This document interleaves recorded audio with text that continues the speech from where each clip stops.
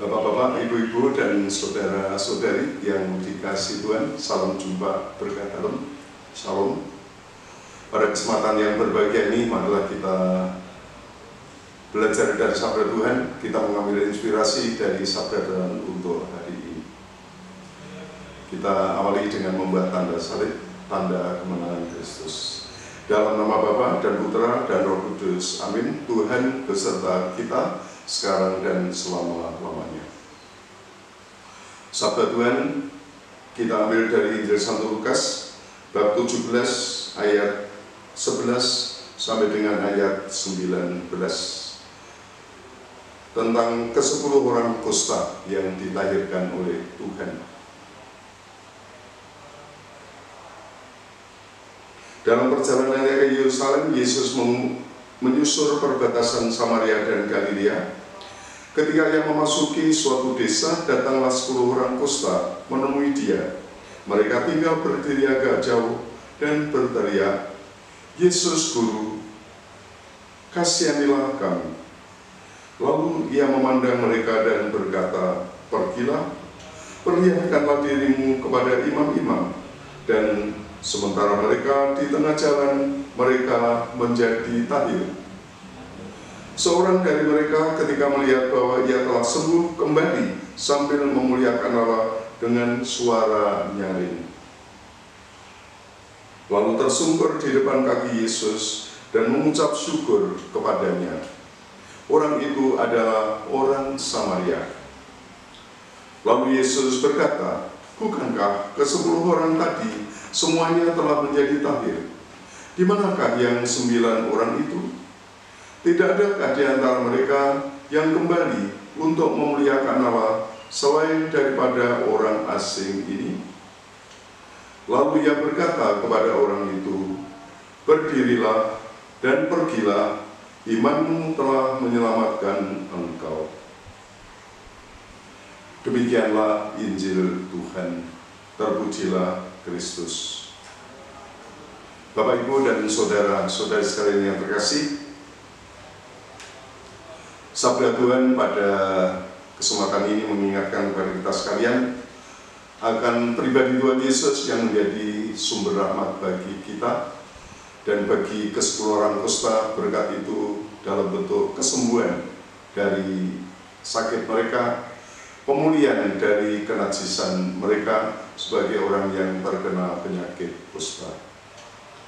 Dan dari 10 itu, satu yang secara spontan itu lalu berbalik ketika merasakan telah sembuh, berbalik untuk mengucap syukur kepada Tuhan dan berterima kasih kepada Yesus. Yang 9, ya, sesuai dengan kebiasaan di lingkungan mereka, ya, tidak tertulis dalam kitab suci, tapi bisa jadi mereka langsung menghadap kepada imam di gereja. Dan biasanya orang-orang yang akan dinyatakan tahir oleh para imam itu terlebih dahulu mereka menjalani karantina. Kalau di masa COVID ini ada istilah karantina, maka pada waktu itu juga orang-orang yang sakit kusta dan akan dinyatakan sembuh itu untuk sementara di karantina di sekitar Bait Allah. Namun di sini satu hal yang dipertanyakan oleh Tuhan adalah kenapa mereka ketika merasakan sembuh tidak kembali dulu untuk berterima kasih, karena yang menyembuhkan kan Tuhan Yesus.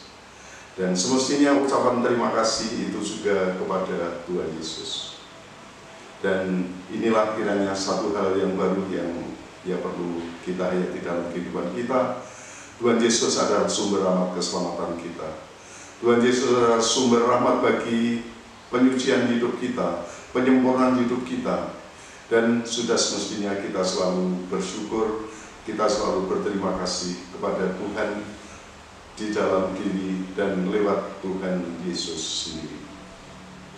Ya, panggilan untuk berterima kasih, karena kiranya inilah satu hal yang menjadi panggilan kita sekarang ini. Dalam merenungkan hal ini, saya teringat akan kata-kata penting yang dianjurkan oleh Paus Fransiskus di dalam rangka kita berkomunikasi.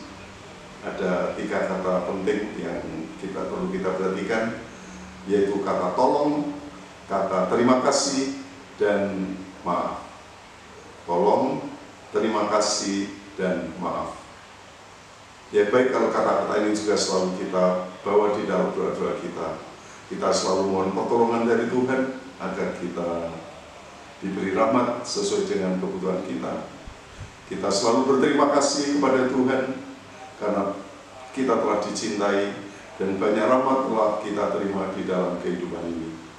Dan pasti kita juga selalu minta maaf karena kita orang lemah dan berdosa. Namun pada kesempatan ini yang kita tidak boleh lupa adalah kita selalu berterima kasih. Semoga keutamaan berterima kasih ya menjadi habitus di dalam kehidupan kita, dan akhirnya juga membuat kita semakin menyadari betapa kita adalah orang-orang yang senantiasa tergantung dari bantuan dan kasih Tuhan sendiri. Marilah kita selalu berterima kasih pada Tuhan, dan tentu saja kita juga tidak lupa berterima kasih pada orang-orang yang mencintai kita. Kemuliaan kepada Bapa dan Putera dan Roh Kudus, seperti pada permulaan, sekarang, selalu, dan sepanjang segala abad. Amin. Tuhan beserta kita, sekarang dan selama-lamanya.